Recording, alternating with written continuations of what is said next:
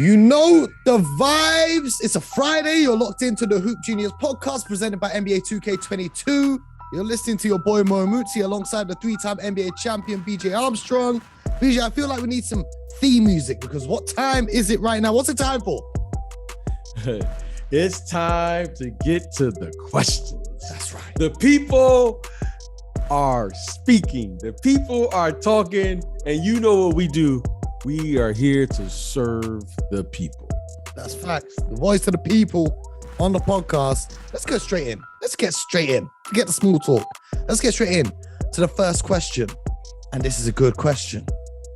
Chris Rose said, if either of you became the GM of the Kings today, what would be your top priority / focus for getting the team into the playoffs next season?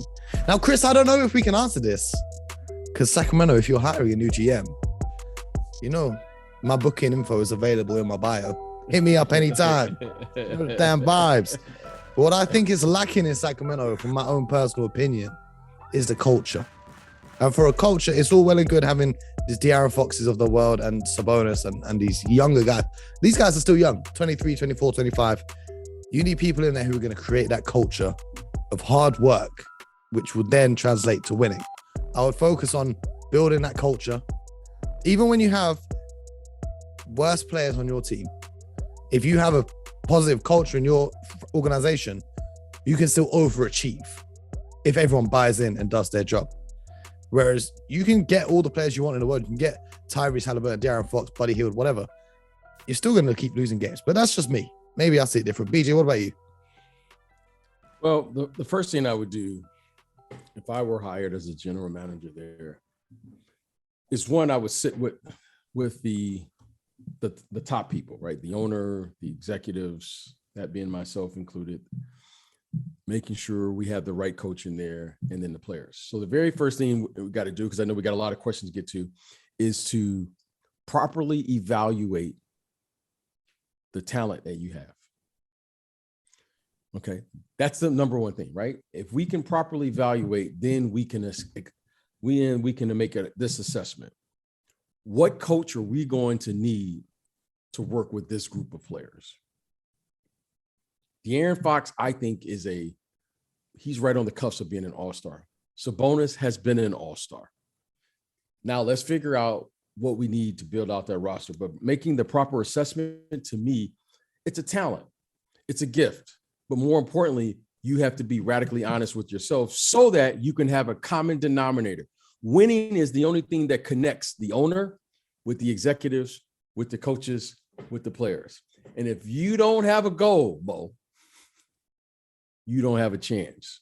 You're giving away too much secret sauce on the podcast. Oh, man, did I give away too much? Come on, man. We're going to keep it moving. The people demanded. Speaking of general managers, TJ Thorley wants to know, could the Celtics move to send Brad Stevens upstairs and bring in Ime Udoka as the head coach be the most undervalued move of the offseason? After an initial adjustment period, Brad's same core pieces are now being used with some additional perspective, and it looks like the complete package all built in-house. I'm going to say yes, it was a very underrated move because, in my opinion, Brad lost the attention of the locker room. It felt like to me he'd been there long enough. The players were starting to tune him out a little bit. But that's just my take. I was not inside the locker room. I have no knowledge of if that's true or not. And BJ, I'm sure Phil Jackson had a quote about a coach can only coach a team for a certain amount of years before he has to move on. Yeah, it's funny. Our last question actually is the answer to this question. Brad Stevens had their proper amount of time to assess what was needed for this group. Okay. The ownership, the executives, and in this case, what is the coach's voice that you need with this group? And I think they found the voice that they need. There was so much chit chatter out there about you need to get rid of Tatum. You need to get rid of Brown. They can't play together. This group is bad. And lo and behold, 3 of those starters are still starting today. And Big Al, Brown, Tatum. And then, okay, you got a new voice in there. And that's the right voice for this group to support those other, other 2 guys, especially those 2 guys. Well, so I think that's the proper thing to do. They brought in Ime Udoka, who had coached Tatum and Brown together for Team USA. Marcus Smart was also on that Team USA squad. And Derek White, who they traded for, was also in that Team USA squad. So you see the continuity starting to come together. The only final piece of that puzzle that was in their little group in training camp was Donovan Mitchell, but that's a whole nother conversation. Anyway, we're going to answer another question from Connor O'Neill. He wants to know, shouldn't Luka Doncic be in the MVP conversation? And then he's given us a bunch of stats. I'm not going to read all of them for you, but you can imagine the kind of stats Luka Doncic puts up. The Mavs have been one of the best teams in the NBA since the start of this calendar year. The defense has been phenomenal. Luka's playing defense. Daggers. That game against KD and the Nets, going bucket for bucket down the stretch, making the right reads for his team. He should be in the MVP conversation. However, he wasn't playing like an MVP at the start of the season. For the first 2-3 months, he wasn't playing like an MVP. So even though the numbers may look like he's averaged 28 points in the season, for the first 3 months of it, that same 28 points wasn't quite as effective as the 28 points are now. BJ, anything to add to that one?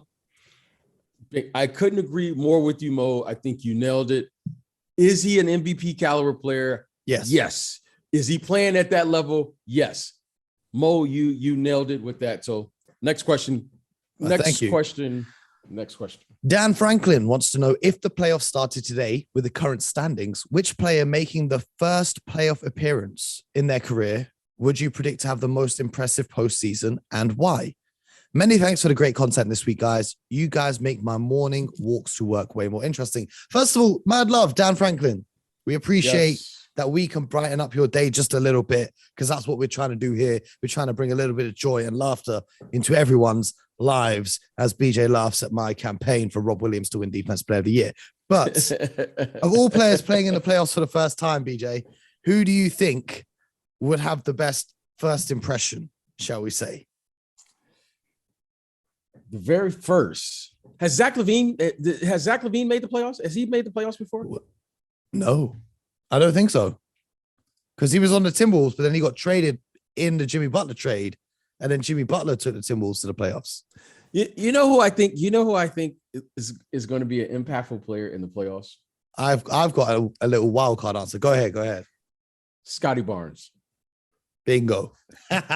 He's been I think huge. Huge. Yeah. I think he's the type of player that he could really, he's an interesting player because he's fearless. He doesn't really shoot it. He doesn't shoot it well, but he's made a transition in his game during the season, which only the great players can do, right? Mm-hmm. He was a facilitator, kind of a jack of all trades. And all of a sudden now he's like scoring in half court, and they're running their offense through him at certain points of the game. And I'm like, that's interesting.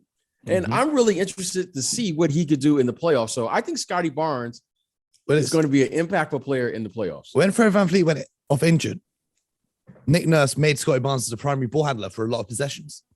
And it was fascinating to me because the kid has no fear. He'll go up against anyone. I have another answer for you. If the Timberwolves win the play-in, obviously they're 7th right now, so it's not guaranteed they're in the playoffs. But I think Anthony Edwards can come up big time. I think the Ant-Man, because he's built for those big moments. He is, like I said, Scotty Barnes, fearless. Also, I think in the playoffs, that's where the wing players kind of take over. The elite wing scorers, we see it, Kawhi. I agree with you on that, Mo. What is going on? we're agreeing. I don't know what's happening. What's going on here? You gotta go send us some hot takes so you can hear us argue. But speaking of that, GA34, who is confirmed as not Giannis's burner account, says, if you were starting a franchise tomorrow, which of the following would you build around? And he's given us 3 options. Number 1 is a floor general point guard. Number 2 is a dominant 7-foot center. And number 3 is an elite 2-way wing. BJ, which one of those are you building around? For me, it would be the center. Okay. If I can control the paint, I can figure out everything else. If I can control the paint. That is the most difficult thing to find in basketball, is a big who can play at the pace of the game or the speed of the game and control the paint. If I can control the paint, I can figure out, everything else around. I need more info about this big man, because the question states, an elite two-way wing, specifying the wing player would be great on offense and defense. Whereas the center is a dominant 7-foot center, but he could just dominate on offense like Karl-Anthony Towns and be awful on defense, or dominate on defense like Rudy Gobert and offer nothing on offense. In which case, I'd rather take the elite two-way wing because, like I just said, when you look at the modern NBA since about the year 2000, Kobe, LeBron, Paul Pierce, Kawhi Leonard, Kevin Durant, Giannis, it's the wing players that really deliver the championships. Unless you can get a Shaq caliber big, I'm going to be interested to see if Joel Embiid can carry them from the big man spot, because that's something we've not seen in a very long time, probably since Dwight Howard's Orlando Magic, which was kind of an anomaly because KG was hurt that year. So, you know, I would go with the wing, but I get the big man's probably harder to find. We got a question from Andy Williams. And Andy, big fan of the show, big friend of the show. Shout out to Andy. He says, what are your favorite trainers to hoop in? That's a very British question. What are your favorite sneakers to hoop in, BJ? Well, I don't hoop anymore, but when I did hoop, I always wore Nike, I think Air Force One, Nike Force. Yeah. It wasn't Air Force, but I know it. Yeah, Nike. You can't get them. They're from the 90s. They're from the 90s. Yeah. That's the last time I hooped. I don't hoop. So Mo, I think you would be better at answering that question today. I have been testing out the Jordan 36 since they released that. Very lightweight shoe. I'm quite a heavy guy, so it's not ideal for me, but it's very lightweight. It's nice. Especially if you're trying to get up and down. I'm trying to think what else I've been running in. Hilariously, PJ, do you know which athlete has my favorite signature? Or not my favorite signature? Okay, I know that. I'm going to tell you this. I haven't bought shoes in, I don't know, it's been forever. But if there is a shoe that I'm going to buy, I like those Giannis shoes. Yeah. Giannis ones are amazing. I'm going to buy that shoe just because I like the way it looks. And it's a long time since something's caught my eye, but I love his shoe. I'm going to buy that shoe. The Giannis ones are nice, but hilariously, Paul George has one of the most comfortable sneakers. Loves though. He loves the PG. Is it PGs? Is that what they call them? Yeah. He was just talking to me the other day about that. Yeah, he was just talking to me about that. They're a good sneaker. But what I would say is, if you're going to buy a pair, I would go with the Zions. The Zions are actually, although you haven't seen him wearing them on the court, they are actually they're good because here we don't get a lot of courts in the UK, so I use them outdoors. So they're my outdoor hooping sneaker, and they actually hold up quite well on the concrete. So they do well, versatile. Oh, really? Yeah, they're pretty versatile, pretty robust because they're built for Zion. So, you know, for me, it ain't a thing. So we're going to keep it moving, though. We've got another question from Chris Rathbone, who is a fantastic illustrator and designer. He says, are the Celtics just on the hottest of hot streaks since the trades, or are they legit contenders? I think that's a simple 2-word answer. I'm going to let you say it, BJ, just because I like hearing you say it. Oh, yes. Hey, legit contenders, baby. We're in the building. Okay. So Matthew McDonald wants to know, Mo and BJ, current group of NBA stars that you think could potentially beat the Olympic Dream Team in a 7-game series. I don't think there is. Team. The Dream Team. I don't think you get it. Oh, the Dream. Oh yeah, I think there's a team that can. If we had today, it depends if they were in their dream team form or if everyone was in their prime. If you take Larry Bird with his broken back, on their dream, dream team, the dream team, yes. If you said everyone in their prime, then no, yeah, okay. So if we're talking about just the dream team, I think it's not that difficult to put together a team that would be able to contest with them. No, I agree with that. Give me your 5. Give me your 5. Just with today's current players? Just today's current players. All right. So I'm going with Giannis, KD. Okay. Mm-hmm. You know, I'm just going straight 7-footers, man. I'm going, you know what? I'm going with Embiid. Yeah. I'm going with Embiid. I'm going with Jokic. Yep. Giannis, KD, Embiid, Jokic. One more spot. Oh, I'm going with Mobley. I love that. I need the young guy. I need. You know what? But I mean, you could go with Kawhi. You could go with Steph. You could go with. I want to put in Steph. I want to see Yeah. how Patrick Ewing holds up in that drop coverage with Steph Curry shooting threes You could every go time. with Ja. You could go with. I mean, look, you go with Kyrie. There's I a lot of. think you could go wrong. Is the answer? I don't think you could go wrong, and it would be a great series. Yeah, but do I think it would be difficult? Yeah, because those guys were so great. Talking about the original Dream Team, but these guys are good, and it's a 40-minute game.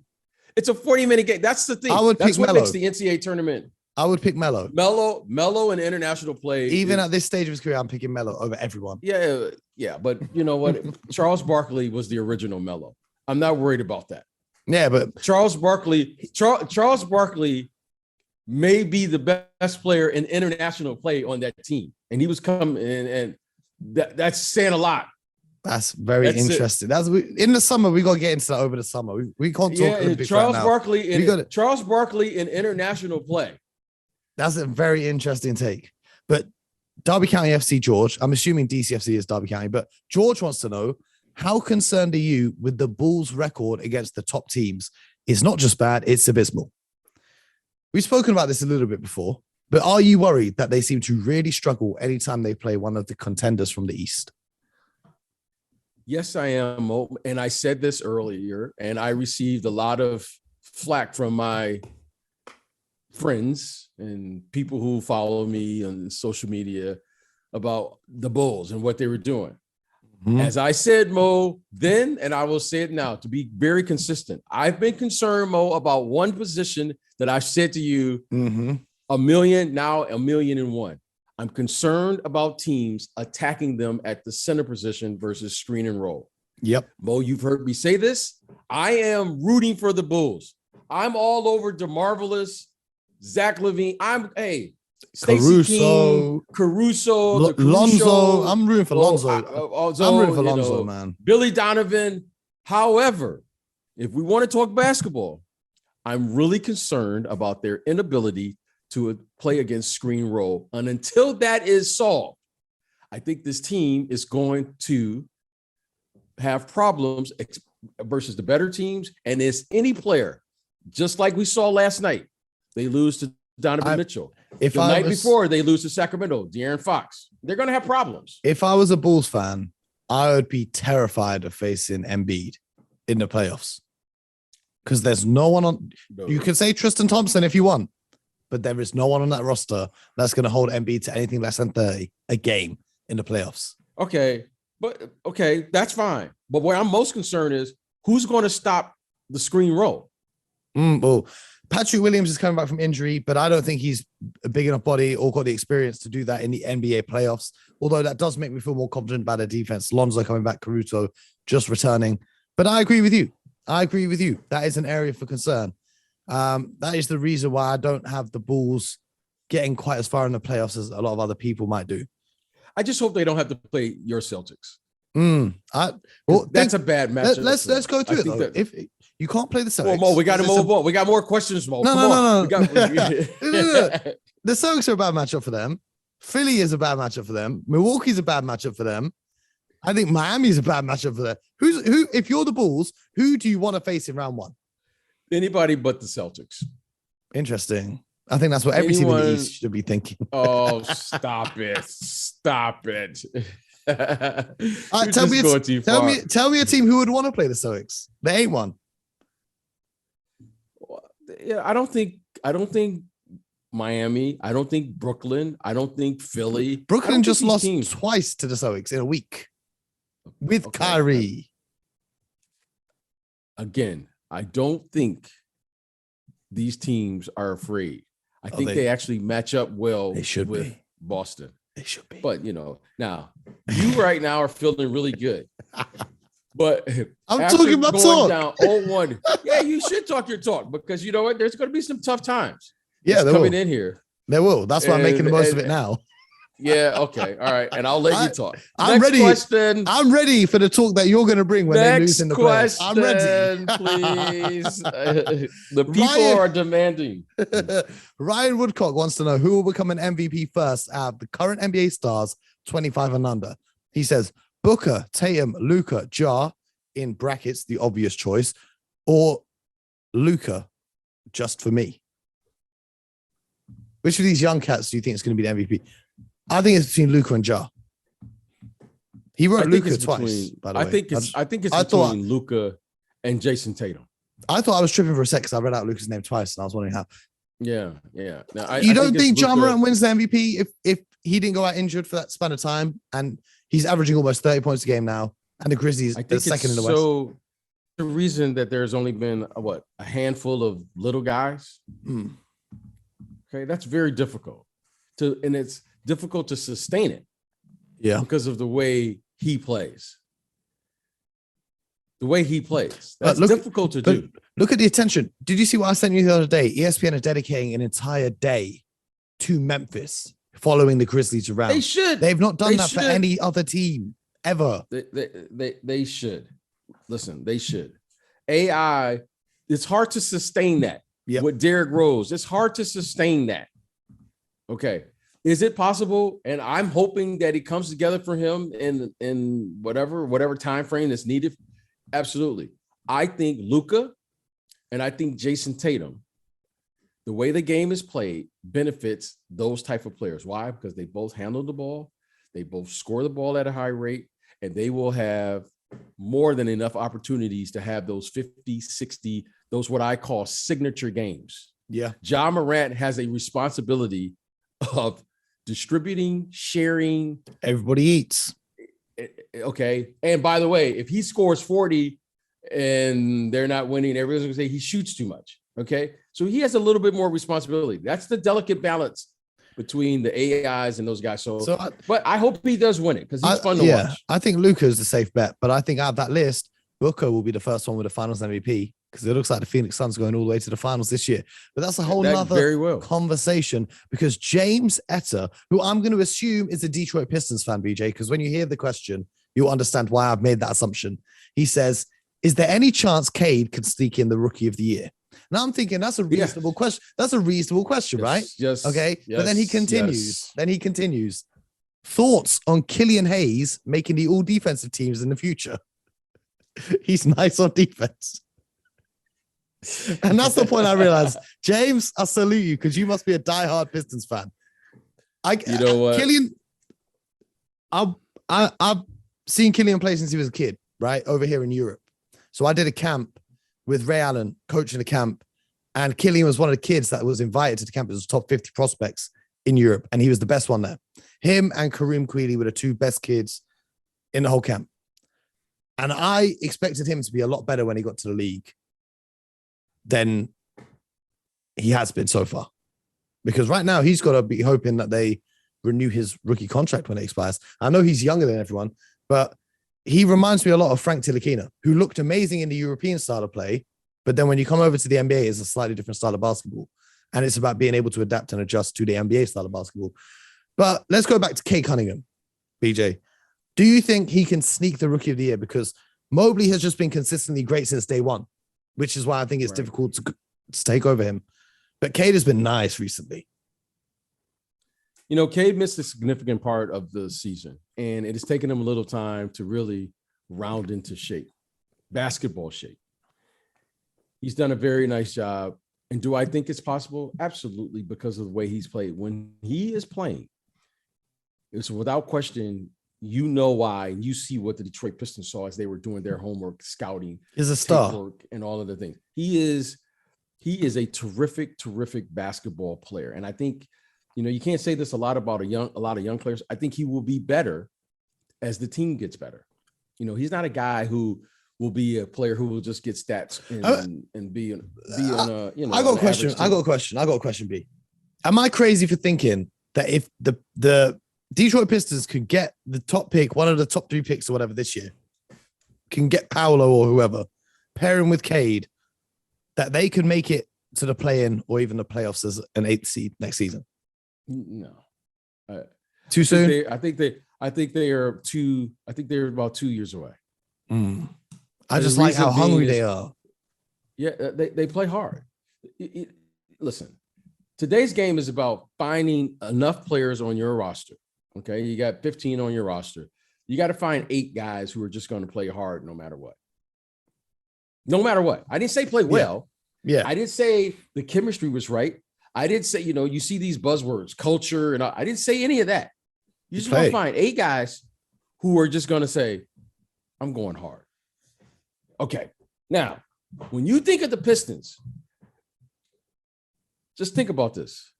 Okay. The kid Stewart. Beef stew. He just plays hard. That's what I'm saying. And a lot of teams out here don't. Sadiq Bey. Just plays. When you watch Bagley right now, when you watch the kid Bagley. Yeah, bro, he's revolutionized his career. Like, he doesn't even look like the same You know what's guy. different? You know what's different from him, and when I watched him in Sacramento, and it happens over time. You learn, I just got to play hard. You don't have to play well. Just play hard. Cade Cunningham. So I think they're about 2 years away because as you learn to play hard and you begin to play experience, you also begin to learn how to be an effective player. Like right now, you're watching Jeremy Grant. Jeremy Grant, he just plays hard. I don't know if he's the best ball handler or the best shooter or the best scorer. It doesn't really matter. But if you play hard, especially on the other end, it gives you a chance. So I think the Pistons are beginning to really tap into what it takes to be and have sustainable success. You get enough people in your organization that just play hard. Yeah. And then we can surround them with, we need, longer athletes. We need shooters, or we need more ball handlers. Yeah. But if you can just get that base, then you're talking about something. All I know is the Lakers wish they had 8 guys that could play hard. But anyway, Jimmy 77, big Dallas fan. Happy St. Patrick's Day, Jimmy. Celebrating from Ireland. He says, you have to decide today who's winning each conference and then overall the NBA Finals. For the West, I'm going with Phoenix. Yes. And I think they'll win the finals. My question is, who comes out of the East? BJ, who do you think from the West? The West, I'm going with Phoenix. And from the East, they've been the best team. And I want to say this real quick, Mo. Phoenix, I've been really and pleasantly surprised. Yep. With DeAndre Ayton. I told you, Mo, everyone kept saying Devin Booker, and Devin Booker has been excellent. I said, if they're I'm going to find out everything I need to know about DeAndre Ayton. He does not miss from anywhere in the mid-range or in the paint. DeAndre Ayton. DeAndre Ayton. Yeah. He's a machine. And Mo, he doesn't foul on defense either. He's not even in foul trouble. Mo, what did I tell you the day Chris Paul got hurt? I told you that day. You said it. I said DeAndre Ayton, we're going to find out who and what he. Do you realize, Mo? Do you realize? Okay, I'm sorry to stop here, Mo, but I got to make sure I read this stat to you. I was reading this the other day, and I'm not even a stat guy, Mo. Is it okay? Before you give me the stat, I'm going to need a yes or no. Is he going to get the max this summer? No. No. Not. You don't think they max him? No. Or any team in the league maxes him? Well, you can max him at the 4-year deal. The max is the 5-year deal. He can get the 4-year deal, which and then that gives Phoenix the right to match. Yeah. And then that's a good deal. Yeah. Hit me with a stat though. The Phoenix Suns are 29-8 at home. Yep. Okay. Mm-hmm. They are 56-14 and Mo. So that means, Mo, they have only lost 6 games? They've only lost 6 games on the road? Yeah, let me just double check that. Yeah, they're 27-6 on the road. Mo. And Chris Paul has missed time. Devin Booker has missed time. DeAndre Ayton has missed time. Do you know, Mo, what this means about this group? Oh, special. That's depth. I think incredible. I think they're walking Devin to the Booker finals. was out. Mo. Booker's been out. CP's been out. He's been out. Man, listen, it's easy for this. So who's your answer for the East? Right, Milwaukee. If you had to decide this second. The Bucks. The Bucks. And do you think they repeat, or do you think the Suns get them this time? I think the Suns get them this time. I think the Suns get anyone this time. But I'm going to say Celtics just for, the vibes. Anyway, Brad Denny says, is Tyrese Maxey in contention to win the most improved player? Been consistent all season long and has gone to another level since Harden joining Philly. Loving the podcast and keep up the good work. First of all, appreciate the love, Brad. We appreciate you tuning in. Do you think, I think Tyler Herro or John Morant, or there's a bunch of guys that could win most improved. But I think Tyrese Maxey should be in that conversation. And also, I would actually highlight his play before James Harden got there. I know everyone's talking about him since James Harden got there, but I think even before Harden trade, he turned himself into the starting point guard for one of the best teams in the East. Tyrese Maxey deserves to have his name there. I think Tyrese Maxey can be an all-star. That's how highly I think of him. I think he is an all-star caliber player. Wow. He deserves there. However, I'm giving John Morant is most improved. Yeah. Tyler Hero should be in. Tyler Hero is quiet. I don't even know if it's quietly. He's put together one of the best seasons of any player that I can recall recently coming off the bench. And I thought Manu Ginobili, Jamal Crawford, yep, he's having an all-time six-man season. It's the highest points ever. He's having one of those kind of seasons. But he's gonna have to step up in the playoffs and be the number one option for the Heat, because from what I've seen of Jimmy Butler so far, he ain't got it. Unless he's saving himself for the playoffs. If he plays like he has been, Hero's the number one option in the plus. But moving forwards, Pierce McGlinchey always sends in great questions. He says, one of my favorite players ever is Tracy McGrady. Which current player do you think is most similar to him? Now, T-Mac was a bucket. Tall, handles, could shoot, drive to the rack, throw down dunks, pull-up game, hezzy game, whatever you want to call it. That's a big compliment to be compared to T-Mac. But BJ, who reminds you most of Tracy McGrady when you see them in the modern NBA? Because of his size, it just, when he said that, I was like, who reminds me of T-Mac? I've been knowing T-Mac since he was high school, and I've seen him come up and obviously have a Hall of Fame level caliber career. You know who reminds me as far as his ability to put that ball in the basket when he's healthy is Michael Porter Jr. Interesting take. That's an interesting take. Do you know what I would say? Tracy was big. Tracy was like 6'9". You know what I mean? And Michael Porter he was Jr. tall, but is smooth with it. And Tracy was a jump shooter. You know what I mean? Mm-hmm. And when you see Michael Porter, he's a jump shooter. Now, Tracy, I think, puts it on the floor a little better. Should I tell you who steals a lot of Tracy McGrady's moves when they put it on the floor? If you watch closely, Jaylen Brown. Because Jaylen Brown trains with Tracy McGrady in the summertime, and he tries to copy all of T-Mac's moves. Yeah, and Tracy could put it on the floor, but Tracy was 6'9", had big hands. It was, like he was an elite defender. He really was a terrific defender, and obviously went on to score. And unfortunately, the injuries, if it wasn't for the injuries, he would have had an all-time career. I think the conversation is very different around Tracy McGrady had it not been for the injuries. But final question, B, comes in from Joe, who says, hi, newish NBA fan here. Listen every day. You guys have taught me so much. Shout out to Joe. That's what we do. That's why we do this. We're here, Joe, to help you increase your love of the game. So shout out to Joe. We appreciate you listening in. She says, what are your thoughts on Trae Young and the Hawks? Do you think his future is there? Is he enough to lead them to a championship in the next couple of years? For me, I think that Trae Young will stay with the Hawks his entire career. The city loves him. The franchise loves him.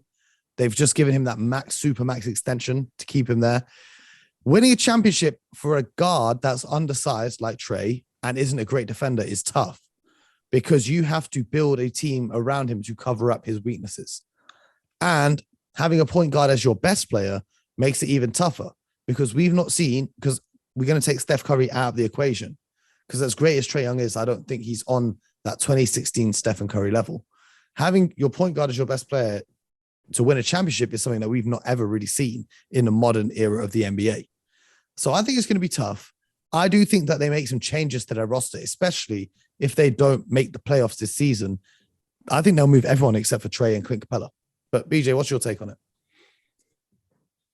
Well, Mo, we really at some point need to dedicate a show to this, because I've been thinking about this for quite some time. With Trae Young comes expectations. He's what, a two-time All-Star now? Yeah. Okay.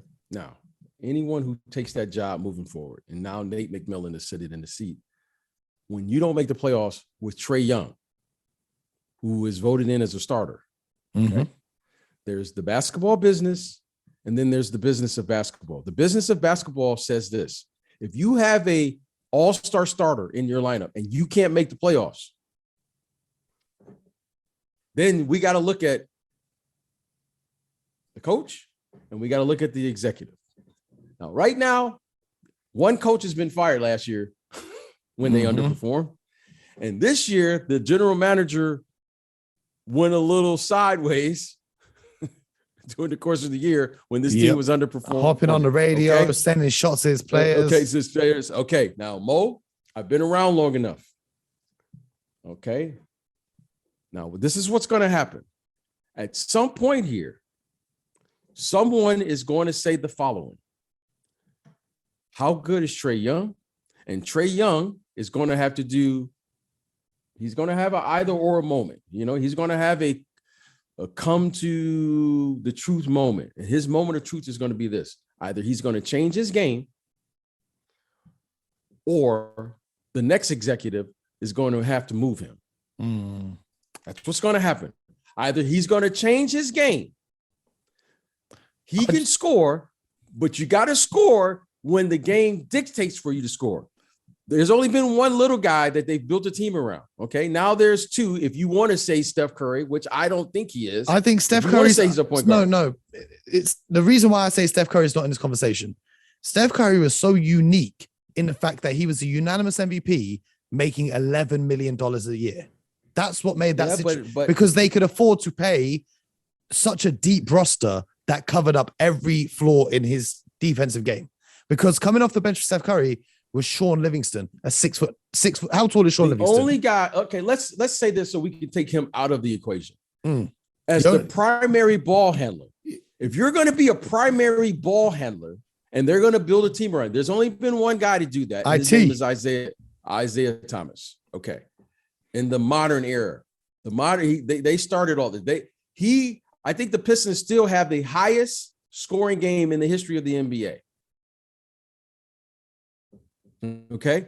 Isaiah Thomas could play the game any style you wanted to play. I know they got a lot of recognitions for the bad boys, but believe it or not, before that, they used to score a lot of points.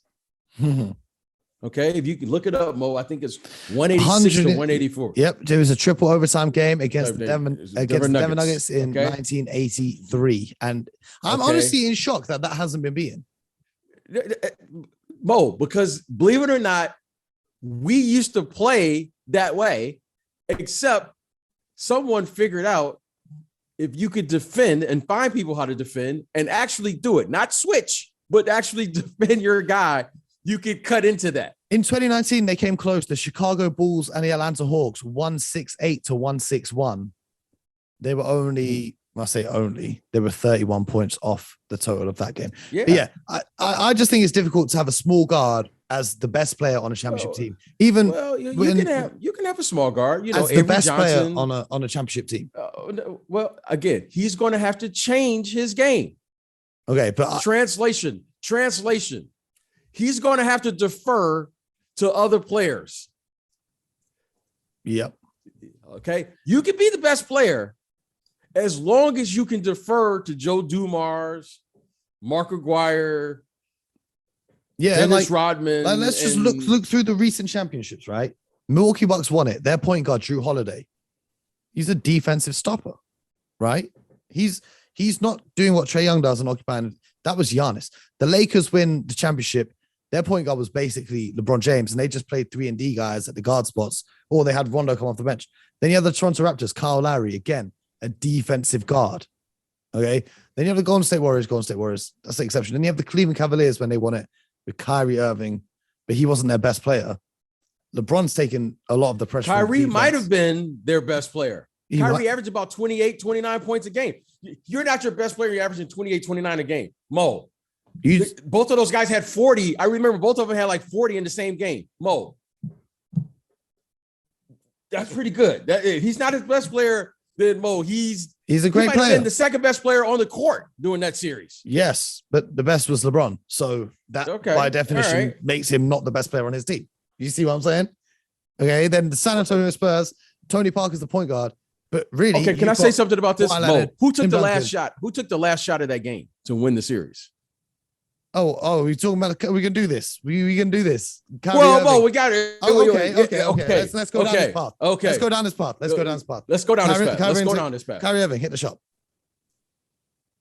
Why did he hit that shot? Why was there a game 7, B? Because they made sure that if they're going to have a chance to win, you're always going to put the ball where? No. They only got to the game 7 because Draymond got suspended. Otherwise, the Warriors win in 6 games. Mo, stop this. That's a fact. And everyone knows it. Mo. That's part of the game. That's like saying, well, if he doesn't call a foul, the referee doesn't call. No, they got to the game, but they got to that moment is because they were playing the game. Kyrie Irving was spectacular. Oh, he was fantastic. He was spectacular. I don't know all of the stats and all those things. He was spectacular. 100% in that series. 100%. No one could guard him. 100%. Okay, but this is what I'm saying. saying. I'm not saying. But as great as Kyrie was, LeBron James was equally, if not even more great than Kyrie Irving. I agree. And that's not a knock in any way to Kyrie Irving. Okay, I will say this. LeBron James and at his position, you are able to make more of an impact because of all of the other things you can do at his size. You're proving my point, though. But when you're proving my point. No, I'm not. But the point is, you got to win the game. But if you got to win that game, you go put that ball in who you think is your best player. Yeah. But you're missing the point. The point is what I'm saying is Kyrie had LeBron. Drew Holiday had Giannis. Kyle Lowry had Kawhi Leonard. Trae Young ain't got no one. John Collins is not that guy. Okay. He doesn't have Mo, a elite wing player to play with him. What you're saying, Mo, is the following. You can't sit here and make that statement to me. And here's why you can't. Trae Young can't do what Drew Holiday does. I don't care on his best day. That's a fact. He can't do. That's a fact. So we're comparing apples and oranges. I'm comparing what's worked, what's proven to work. Trae Young can't defend. That's why I'm saying it's not going to work. That's why I'm saying it's not going to work. It can work if Trae Young decides to change his game. It's not like he can't defend. You can't be that fast and not be able to defend. I'll believe it when I see it. He can't defend because he is not putting the emphasis. If he put as much emphasis on 3-point shooting on defense as he does 3-point shooting, crossover, and every time I see him, he's acting like he's cold, he's ice tray, and all those things. If he put that much emphasis on the defensive end, that young man is as fast as anybody from end to end with that ball. So I know he's fast. I would love to see it. I'll believe it when I see it. And I would love to see it. No, it's not believe it. He can do it. It's just that he can do it, but I've just never seen him do it. At least when Kyrie, you can see when he was playing Philly last week and he wanted to play defense, you could see him playing defense. I've not seen one game where I've seen Trae lock in. Okay. But think about this. If we're talking about Kyrie, that's called growth. That's called you're maturing in this league. Okay. He did that in the finals against Steph too. And again, these players have the capability. The key is coaching is the key. If you want better players, you better have better coaches. All right. Right. Okay. And here's the thing. A coach's job is very simple at any level. How do you get or take people to places they couldn't do by themselves? That's the key. That is the absolute key. How do you coach these kids to take them to a place they can't take for themselves? Under no circumstances could Trae Young look me in the eye and say, I'm not a good defensive player. I see you on the offensive end. I see you. Now, if you have physical limitations because you're slow of foot and all those things, you could say that. Trae Young, what's his excuse? Small. Okay. So he's small. I played against Muggsy Bogues and Muggsy Bogues was stronger than Trae Young, though. I don't. You got to be strong. Who said you got to be strong? Why you got to be strong? You ain't gonna be strong. Fight through screens. What's the kid that played in the league? He was like 5. He's like 5'3". Isaiah Thomas. Oh no. No. Nate Robinson. No, he could really score. I can't think of his name right now, man. I feel awful. He was a terrific little player too. Played in Milwaukee. Played a few places. Hey, however. It's about will. And all I'm saying is Trae Young is good enough. He's a good enough athlete to be an impactful player in a consistent winning place if he changes his game. Okay. Because if he doesn't change his game, like we're going back to the question, there's going to be some changes made. Yeah. We've already done the coach thing. Next is going to be the executive. And then finally, the next executive is going to be like, I'm not going down this path because he doesn't want to defend. Everything you said about winning the championship, all of those guys could defend. Yep. That's my thing. Defense wins out. But you were thinking of Earl Boykins, Milwaukee Bucks. Earl Boykins. That's the one. That's been another episode of the Hoop Genius podcast. We hope you guys enjoyed having your questions answered. That was fun. That was good fun. We try and do it every week. If you're new here, make sure you follow on Twitter so that you can submit your questions to have them answered and read out on the show. We appreciate everyone who did send in their questions. If we didn't get a chance to get around to yours, we sincerely apologize and we'll try to get around to it next week. But some of the questions I read and I look at them and I'm like, no, we need to save this for the off season, because if we start talking, we're going to be here in 3 hours time. And we're running on the mid time. So we've got to, and that's okay. That's okay. But the off season will be here soon enough. The season's flying by. We'll get into even more questions over them. But in the meantime, I hope you guys have a great weekend. Enjoy the basketball, the NBA, March Madness, whatever you want to do, whatever you want to watch. Play some 2K, because this show is presented by NBA 2K22. Hit the link in our bio to help support us and get your hands on a copy. And feel free to leave us a review, 5-star rating, all that good stuff. BJ, any plans for the weekend before we go? NCAA tournament time here, tuned in, watching some good basketball, and I'm rooting for my Iowa Hawkeyes. All of the UK, all of London, all of Europe. Look at him. Let's say it together. Trying to spread the propaganda. Hawks. Go Hawks. Go Hawks. Man, I asked the fans on Twitter, you know, the NBA fans in the UK, I asked some of the basketball fans here which teams they support. And it was a variety. I got hundreds of different answers. Everyone had a different answer, and I thought it was beautiful. Everyone's got their own weird little, not weird, but their personal little connections. Like, I used to work with a guy who went to this college and he's convinced me to support them, or my dad was friends with someone who went to this college, or I went on holiday here, or I thought it was amazing. I'll show you some of the answers later on, B. Then we get to watching some of this final March Madness action. But before you know it, it'll be the Final Fours. Before you know it, it'll be the NBA Finals. But in the meantime, between then, you're going to be locked in here Monday to Friday, every morning.